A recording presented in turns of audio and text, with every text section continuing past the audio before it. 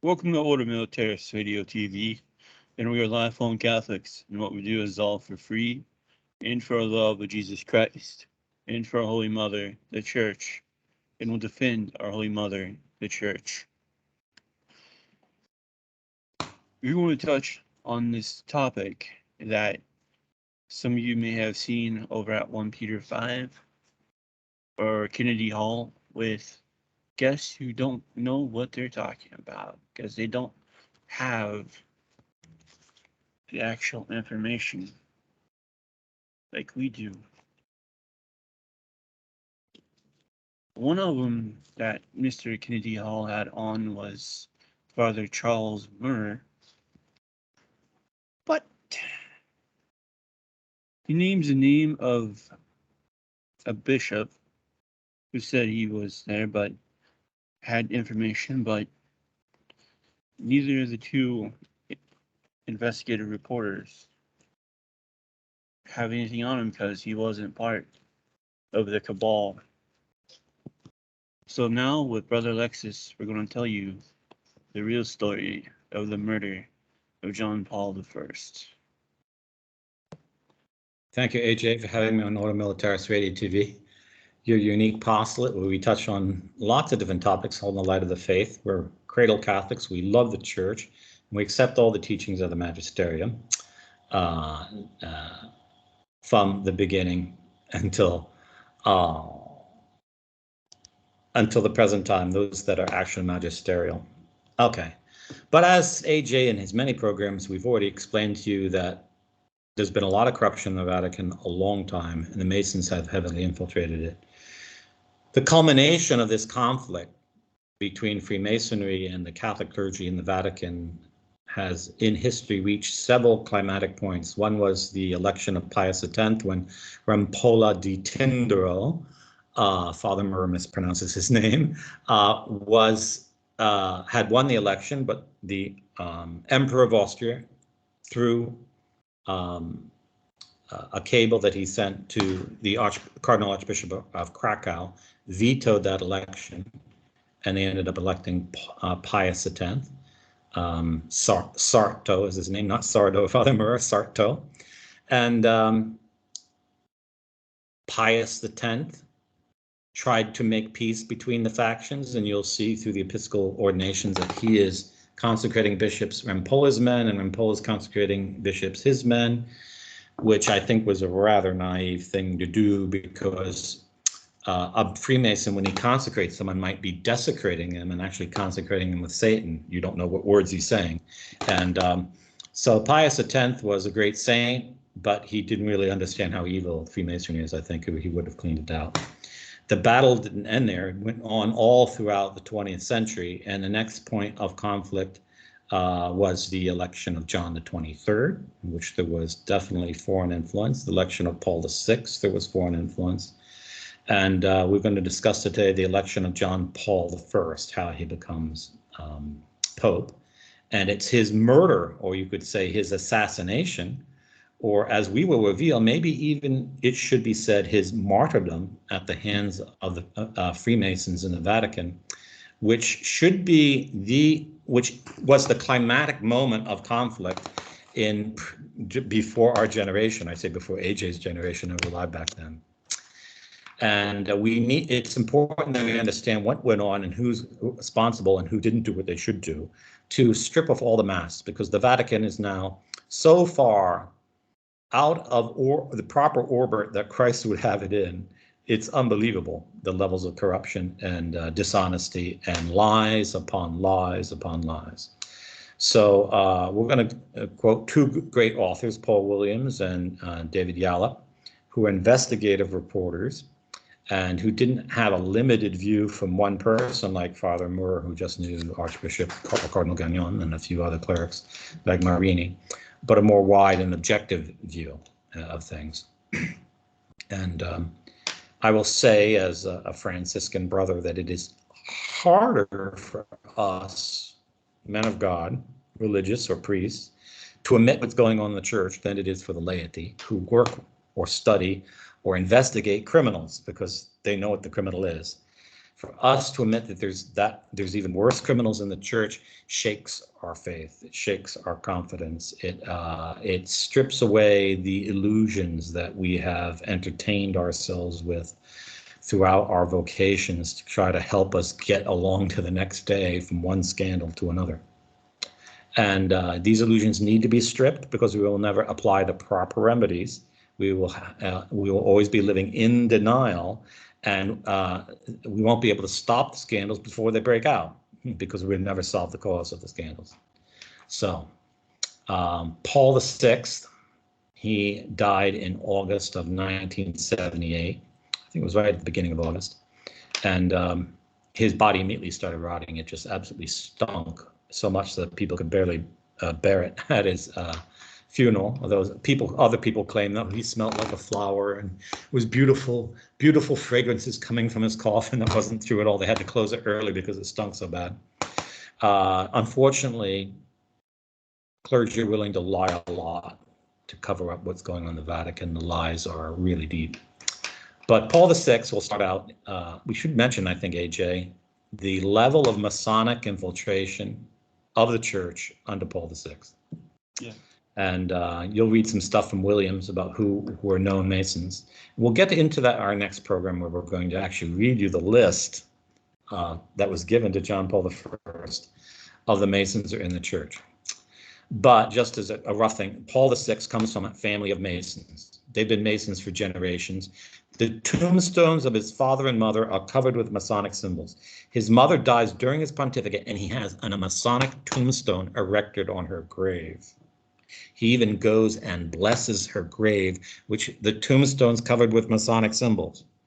So to hold that Paul VI wasn't a Freemason would be tendentious, okay?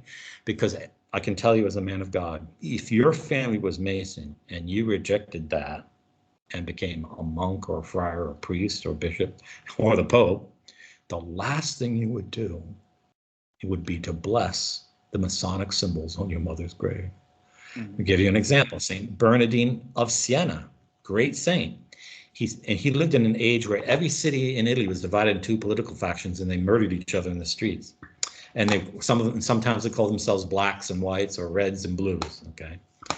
And he said that if I knew that my mother favored one of these factions before she died, I would not come to her deathbed and give her absolution.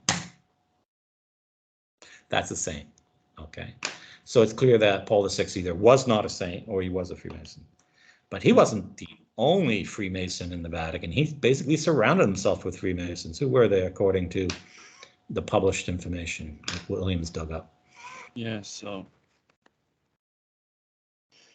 we got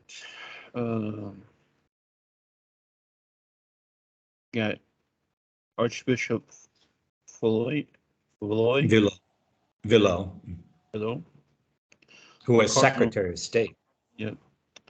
Cardinal Sebastian Baggio, Baggio, who was prefect of the Congregation for Bishops. So basically, he appointed all the bishops of the world.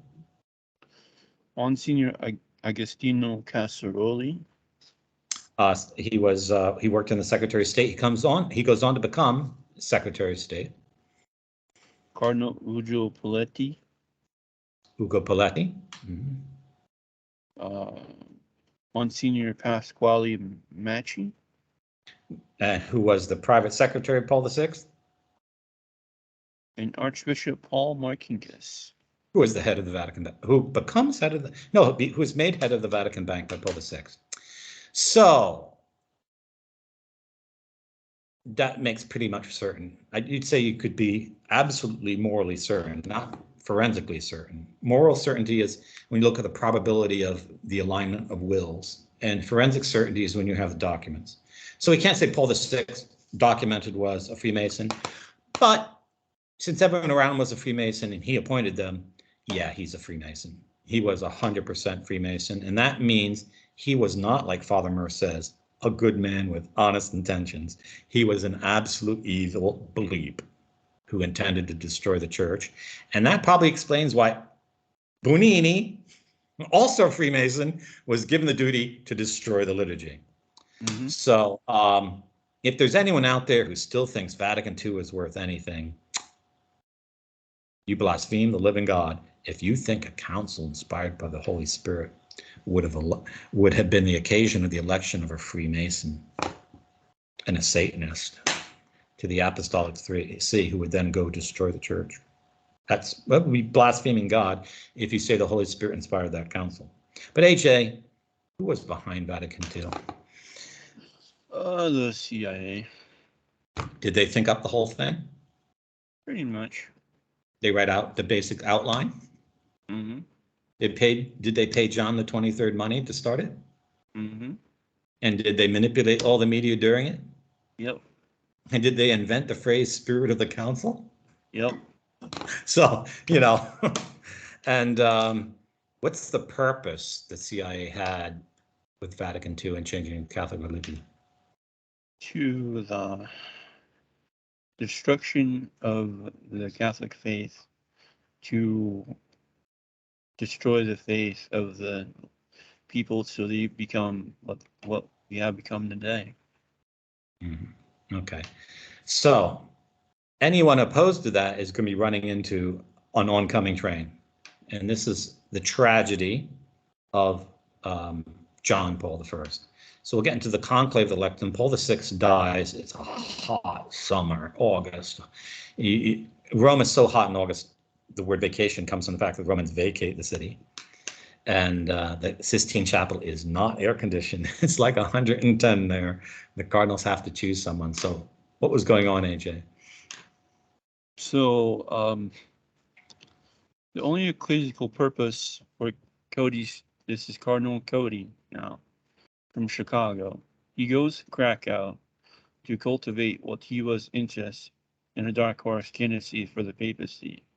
While Cody remained in Poland, Cardinal John Kroll of Philadelphia began to work the phones in support of a little-known Pole who was not a member of the Roman Curia. Kroll was a formidable church figure with high-powered friends, including three former American presidents, Johnson, Nixon, and Ford. The cultivation of a dark horse was necessitated by the fear that Cardinal Sebastian Baggio, the prefect of the Sacred Congregation for Bishops, might fail to capture the needed votes for the Holy Office. Baggio, a prominent member of P2, had served Operation Condor by purging the Latin American Bishops' Conference of all proponents of liberation theology. Moreover, he had an openly pledged to conduct business as usual with Marcinkus and Calvi, remaining in control of the IOR. Prior to the conclave, the cardinals with ties to P2 met at Villa Strich on the outskirts of Rome to plan alternative courses of action during the conclave. One alternative was the selection of Albino Luciani as the next pontiff. He was a simple man with a nervous smile, an ungainly appearance, who they agreed was afraid of his own shadow. Okay, and Albino Luciani becomes John Paul I. We'll talk about what goes on in the election. He was perhaps considered by the Freemasons for this, is that he disagreed with Paul VI's teaching in Humanae Vitae. He is alleged to have wanted to liberalize the use of contraceptives, at least the pill, and on other issues like giving communion to divorce, he wanted a more liberal attitude than that which the church had always had. So doctrinally, was he sound? Was he a great thinker? No, he wasn't. But that probably endeared him to the Masonic Party because they figured by electing him, they could get him to destroy the church. And what goes, according to these authors, what happened during the conclave? Okay, so they enter um,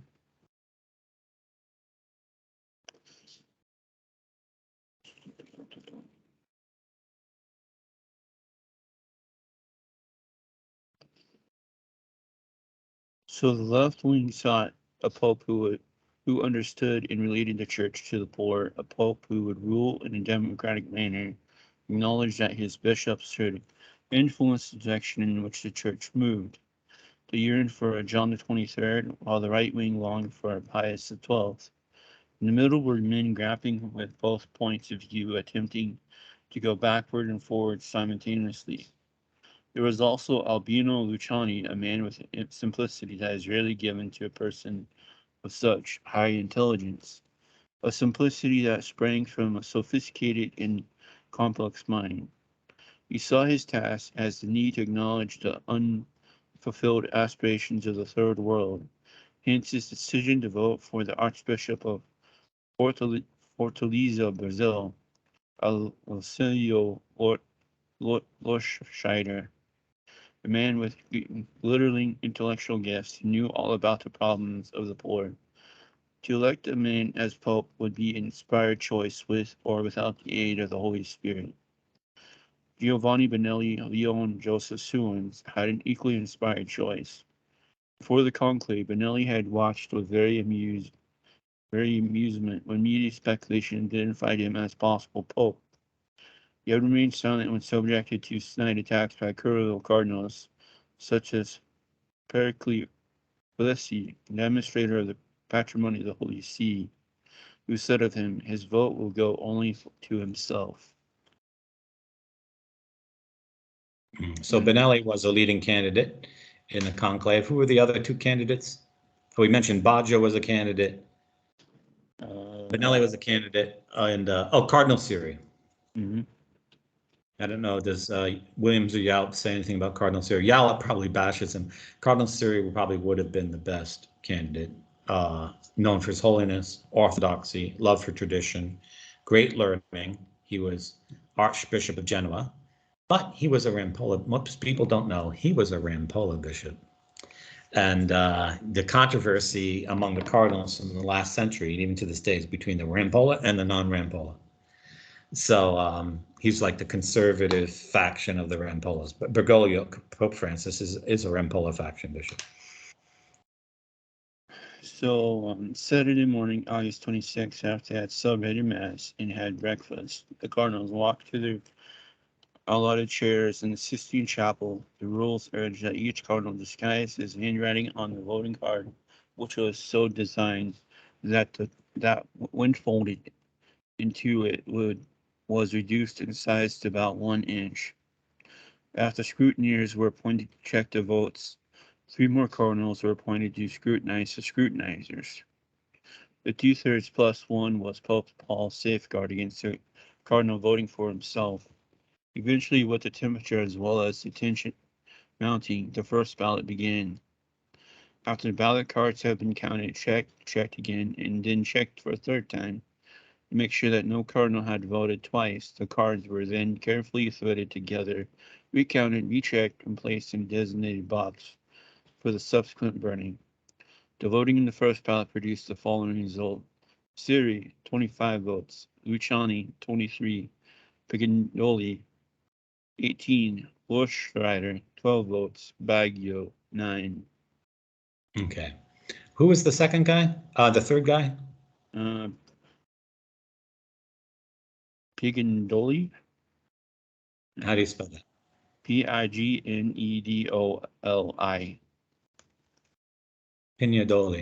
Cardinal Pignedoli.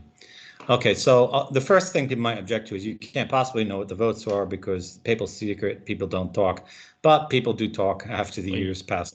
Secretaries do talk, and information does get spread around. So it's interesting. Luciani is also already mentioned in the first thing, and Bertelli, he's not. So he threw all his support towards the Cardinal Patriarch of Venice. Yeah, the remaining 24 were scattered. The Italians, Bertoli and Felecci, the Argentinian, Peronio, and the Polish Cardinal Carol received votes at the Cardinals Cordiaro of Pakistan and Franz Koning of Austria. Okay. That was the first vote. Then the second. Now, as the votes proceed in the conclave, the factions who don't think they can get their guy wins switch their votes to other factions. They do a lot of wrangling and I wouldn't say quite lobbying. They could fall into that. If they actually promised a vote to anyone, that would be a crime, at least in the new paper rules, not up to date on what the old ones were. So they starting to shift and switch their votes to between Siri and Luciani, but still the other two, the Pigandoli and Brazilians, still get a good amount of votes. Mhm. Siri 35, Luciani 30, Pigandoli 15, and Lorscheider 12. Mhm. So you can see now from this that the liberal Masons, the Masons who definitely want to destroy the church, they were absolutely scared in their pants that Syria was going to win because he's leading now. So if any of the factions switch sides to him, that would be the end, and then all the whole majority would go over to Syria, and you would have a Catholic Pope on the throne of St. Peter.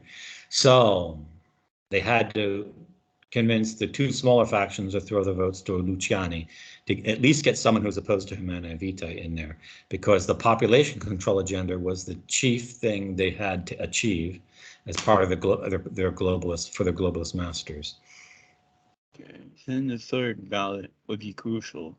Siri and Luciani were finely balanced. While a very troubled patriarch of Venice picked at his food, others were busy. Giovanni Benelli talked quietly to the cardinals from Latin America. They had made their point, he assured them, but clearly a pope from the Third World was not going to emerge during this conclave. Did they want a man like Siri with his reactionary views on the throne? Why not a man who, if not from the Third World, clearly loved it? It was no secret, Benelli told them, that Luciani was voting for their own Alessio Lorschreider. In fact, Benelli was in danger of blighting the Lily. The cardinals from Latin America had done their homework to a far greater degree than any other geographical group. Aware that their chances of electing Lorschreider were not great, they had, before the conclave, prepared a short-lived and non-curial Italians. One of the men with whom they discussed the list was Father Bartolomeo Sorge, a Jesuit priest based in Rome. During a 2-hour discussion, Sorge pointed out that the various aspects for and against each of the possibilities. The name that had emerged was Albino Luciani. Father Sorge recalled for me his final words of advice to the group of cardinals. If you want to elect a pope who will help to build up the church in the world, then you should vote for Luciani. But remember, he is not a man who is accustomed to governing. Consequently, he will need a good Secretary of State. As the quiet buzz of conversation continued, Cardinal Suens, Marti, and Gantin, less flamboyantly but with equal effectiveness, spoke to others who were still wavering. Conan of Vienna quietly remarked to those sitting near him the non-Italians should have no objections to another Italian as their spiritual leader. The Curia was also considering their options over lunch. It had been a good morning for them. They had stopped Piccadilly, Siri, their candidate that morning, had clearly reached his maximum position. Despite all the pressure they had exerted before the conclave, it was now obvious to Felici and his clique that the left and the center would not be drawn into sufficient numbers to Siri. Luciani, the quiet man from Venice, would surely be easy to control in the Vatican. Those who yearned for pre-Vatican II papacy was not convinced. They pointed out that Luciani, more than any other Italian cardinal, had put into the practice the spirit of Pope John's Vatican Council. In England, everything stops for tea. In Italy, while some state of suspended animation is achieved during siesta, while some lingered in their dining hall, talking quietly, others retired to their rooms to sleep. In cell 60, Albino Luciani knelt and prayed. You can't make good noci out of this dough, Luciani had remarked to several well-wishers before the conclave. It now appeared that a significant number of his fellow cardinals disagreed with this self-evaluation. Through prayer, he sought the answer, not to the ultimate result of the balloting. but to what he should do if elected. Luciani, who had never wanted to be anything other than a parish priest, stood on the threshold of the most powerful position in the Roman Catholic Church, and went down on his knees earnestly to entreat his God to choose someone else. Emerging from his cell at 4 p.m., Luciani was warmly embraced by Cardinal Joseph Malou from Zaire. Full of joy, Malula offered his congratulations. Luciani shook his head sadly. A great storm is troubling me, he said as the two men made their way back for the third ballot. Luciani, 68 votes. Siri, 15. Piccadilly, 10. Okay, so here we have a case that probably happened similarly for the election of Benedict XVI. They elected someone, they didn't elect someone they wanted. They elected someone they didn't want, so less than to keep from having someone they really didn't want. And this is a sign of a corrupt curia. And it usually produces a weak pope. But they're going to get a big surprise because John Paul I was not who they suspected. So what happens? So now they've got the votes where they need them. Now they go back for one last time. It was Cardinal Willibrans and Ribeiro set at either side of Luciani who heard the entreaty. Both men instinctively reached out and gripped Luciani. Willibrand spoke quietly. Courage. If the Lord gives the burden, he also gives the strength to carry it. Ribeiro nodded and added, the whole world prays for the new pope. There was no doubt whatsoever in the minds of many present that the Holy Spirit was manifest on that hot afternoon. Others took a more cynical view of what was inspiring in the conclave. Tolfino Simone was heard to murmur, power in the form of man, or rather a cardinal of the curia. His eyes were fast on Felici when he made this observation. Felici, who had spent the morning voting for Siri, now approached Albino Luciani. He handed him an envelope with a remark, a message for the new pope. The piece of paper contained words, Via Crucis, a symbol of the way of the cross. There was a great excitement in the conclave. Many were now convinced that they were acting by divine inspiration, dispensing with the late Pope's instruction that each cardinal should wear a solemn oath each time before voting. The fourth ballot began. Luciani, 99 votes. Siri, 11. Lord Schreider, 1. And that vote was by Albino Luciani. Okay, so a little about his choice of names. So there's a big controversy on this. People claim that he chose the name John Paul because he wanted to push the agenda of Pope John the 23rd and Paul VI. But he said many times to those around him, the reason why he did it is that one made him a bishop and the other made him a cardinal.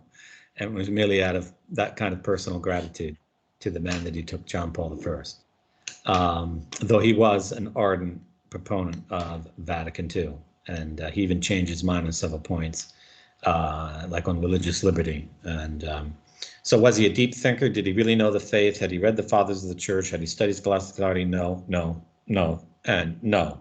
He was big in reading secular literature and modern writers, much like Benedict XVI. So then, What was the day of his election? okay, time was 6:05 p.m. I think it all happened in almost, what was it, 2-3 days?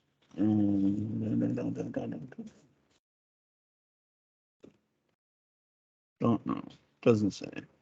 I think I'll get it in a moment here. August 26th. So. August 26th, 6:05 p.m. Okay, and within 33 days, he'll be murdered. And this is what we will discuss in the next two programs.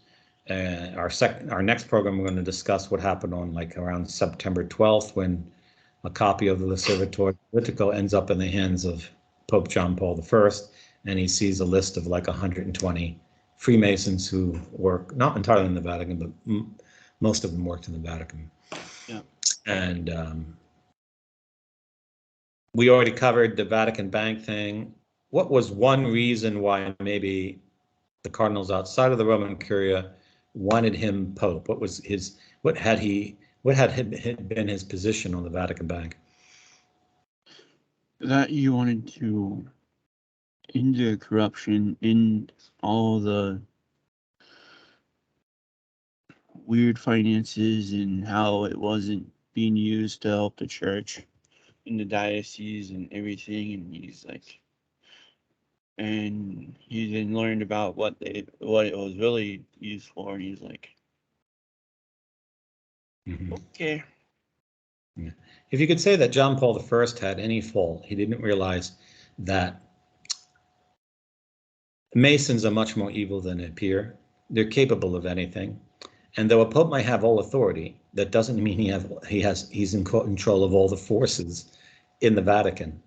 And a pope who really wants to clean up the Vatican, the first thing he has to do once he's elected is leave the Vatican and not come back until, he hires an army and cleans the whole thing out. Because there are so many people who would put a knife in his back for some small or greater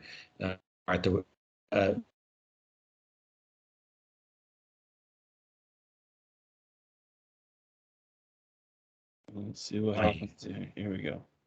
Yeah, he was naive and he thought he could do it all himself. But the steps he does take shows that this was a man of great zeal for the honor of God in his own way.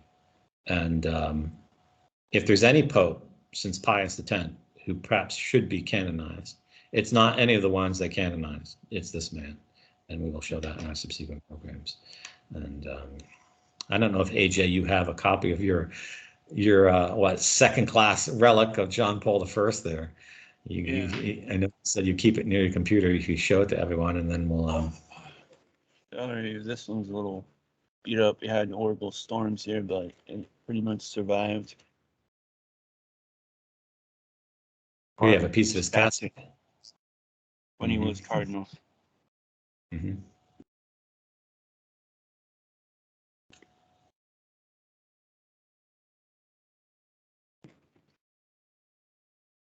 So I want to make a comment on Father Murr's interview by Kennedy Hall, which was published last year on the same topic of the death of John Paul I. Father Murr makes some very grave errors. He says that the Freemasonry of Europe is ideological, and it's not like that of Britain and the United States or Canada, which is completely bunk. The most evil of all the lodges is the Skull and Bones Lodge at Yale University.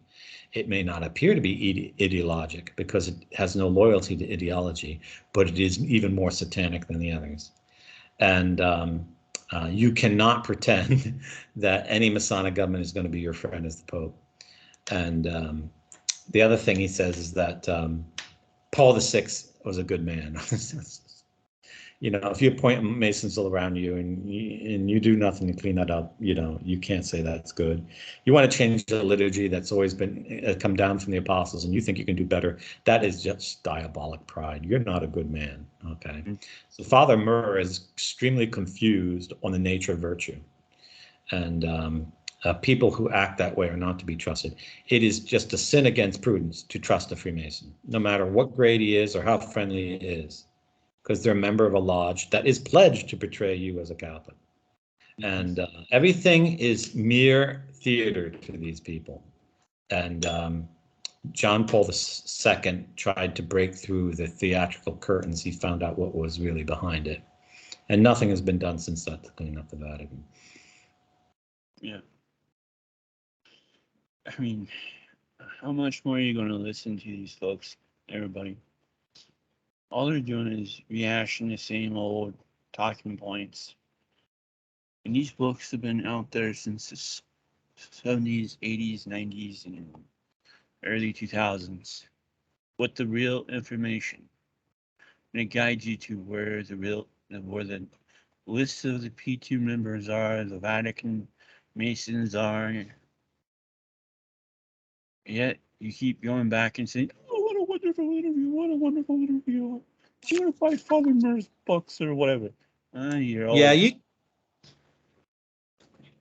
you have to ask yourself the question, why is it that everyone putting out the fake information is getting 30,000 followers, 10,000 hits, 1,000,000 followers, $100,000 a year in donations, when the books by investigative reporters are published and they won't even cite them? Mm-hmm. Think about that. And after all, Kennedy Hall is a cable TV installer. Mm-hmm. So, you know, he hasn't gone to 3 pontifical universities like myself. You know, Father Murr has the degrees, but Father Murr has not studied Freemasonry. It's pretty obvious. He doesn't know the most basic things about it. So this program is going to give you the real information, the solid sources, and the reasonable constructions, not myths. And we're not trying to protect anyone in the Vatican. We don't have any connections in the Vatican like Father Murr did. As far as I'm concerned, if these programs help make the Vatican come crumbling down and we can rebuild it, good. Thank you, AJ, for having me on Ordo Militaris Radio TV for this first episode about the assassination of John Paul I. Yep. This is Ordo Militaris Radio TV signing off. Deus Volt. Deus Volt.